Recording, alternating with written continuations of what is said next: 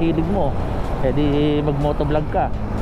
Kung pagkain, edi maging food vlogger ka, di ba?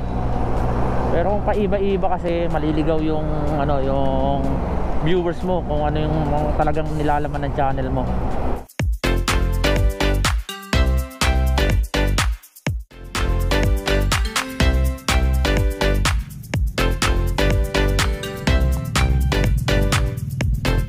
So good morning sa inyo mga paps, no? Score Motovlog nagbabalik. So happy new year sa inyo. Today is 2024. So January 2, kauna-unang vlog natin ngayong taon, no? Nagpapasalamat nga pala ako dahil isa ako sa mga napili nitong taon na to, no? Na nagtanong sa akin kung paano nga ba mag-vlog. Although kahit sabihin natin na hindi naman ganun kalaki yung subscribers count natin, hindi naman tayo ganun kasikat. Kaya lang ito, 3 beses na ata siya nagtanong.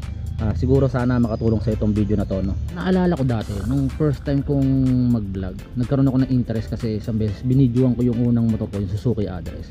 Na-post ko sa YouTube, and then napansin natin sa mga unang araw walang masyado nanonood, pero after 2 to 4 days meron nang nanood. So doon ako nagkaroon ng interest na talagang pagpatuloy ko yung pagbablog ko. So ano nga ba yung kauna-unahang gamit natin ng camera? So bumili ako ng SJ Cam yon, guys. SJ Cam for only 2,000 pesos. Meron ka ng action cam kapag bumili ka niyan. Okay na rin naman yung yung captured na video, maganda na rin, malinaw. So para sa akin kapag magmo-motovlog ka, kahit magsimula ka lang muna sa sa mumurahing camera, kung may pera ka, mas maganda kung high-end na para maganda yung captured mo. Gusto ko rin sabihin sa inyo, pag gusto nyo magsimula mag-vlog, tatanungin ko kayo kung ano ba talaga yung gusto mong iparating sa gusto mong audience, sa gusto mong mga viewers. Kasi yung pag-vlog, guys, kumpara lang talaga sa sarili mo, mas madali lang kasi upload mo lang nang i-upload yan. Kung gusto mo lang talaga ng mga documentary, parang sa sarili mo lang na kumbaga reference mo kapag in the future gusto mong panoorin kung ano mga nangyayari sa'yo. Pero kung yung gusto mo talaga ay mapanood ka, magkaroon ka ng talagang yung channel mo ay mag-grow, pipiliin mo talaga kung ano yung gusto mo at saka kung talagang magiging fit para sa mga viewers mo. For example, pagmumotor, kung yun talaga yung hilig mo, edi mag-motovlog ka. Kung pagkain, edi maging food vlogger ka, di ba? Pero kung paiba-iba kasi maliligaw yung yung viewers mo kung ano yung talagang nilalaman ng channel mo.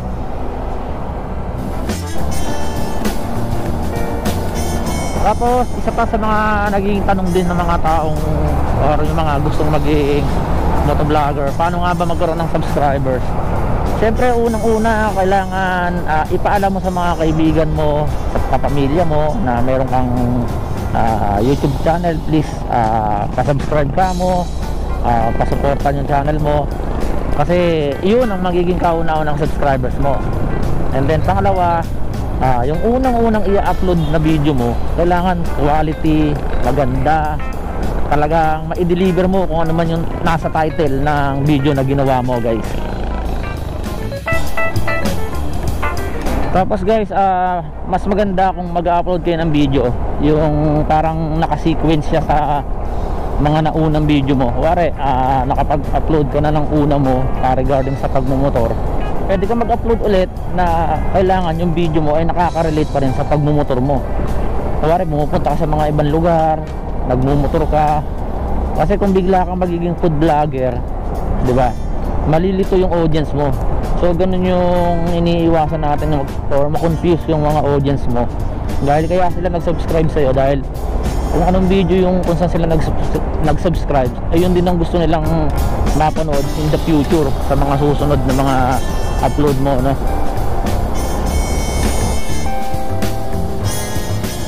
Regarding nga para sa camera na gagamitin nyo, guys, tulad nga yun, sinabi ko sa inyo na nagsimula tayo sa SJ Cam 4000 Air. Nagkakalaga lang siya ng 2,000 mahigit. Ewan ko lang ngayon kung magkano na yung presyo nito. Hindi naman nagkakatalo yan minsan sa camera na ginagamit nyo Although may mga advantage talaga kapag gumamit ka ng high-end. Pero minsan may mga nakikita ako, marami kong napapanood sa YouTube na hindi ganun kaganda yung ginagamit nilang camera. So nagkakatalo minsan sa istorya tsaka kung paano kayo nag-e-edit. Yun, isa sa mga number 1 na talagang aaralin nyo rin kapag gusto mong mag-vlog, mag-motovlog or kung ano mang vlog yan.